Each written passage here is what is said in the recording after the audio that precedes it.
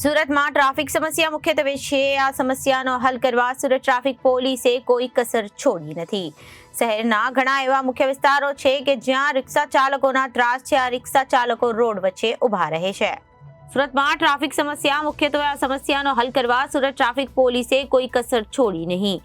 શહેરના ઘણા એવા મુખ્ય વિસ્તારો છે કે જ્યાં રિક્ષા ચાલકોનો ત્રાસ છે. આ રિક્ષા ચાલકો રોડ વચ્ચે ઊભા રહે અથવા તો રોડ સાઈડમાં રિક્ષા ઊભી રાખવાને બદલે રોડ પર ઊભી રાખી પેસેન્જર બેસાડે છે, જેના કારણે ટ્રાફિક સમસ્યા સર્જાય છે. ત્યારે હવે રિક્ષા ચાલકો સામે સુરત ટ્રાફિક પોલીસે લાલ આંખ કરી છે. ટ્રાફિક પોલીસ દ્વારા રિક્ષા ચાલકોની રિક્ષા લોક કરવામાં આવી રહી છે. તેમજ ઓવરલોડ રિક્ષા ચાલકોને પણ પોલીસ દ્વારા દંડ ફટકારવામાં આવી રહ્યો છે.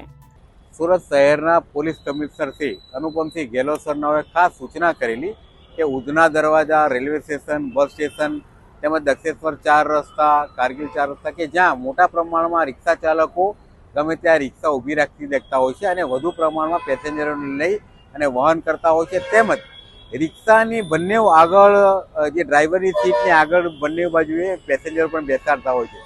એવી રિક્ષાઓને આઈડેન્ટિફાઈ કરી અને જે ભયજનક રીતે ચલાવતા હોય એવા રિક્ષા ચાલકો વિરુદ્ધ અમે એફઆઈઆર દાખલ કરી રહ્યા છીએ. તેમજ એમના વિરુદ્ધ ઈ ચલણના માધ્યમથી સ્થળ દંડ પણ અમે આપીએ છીએ.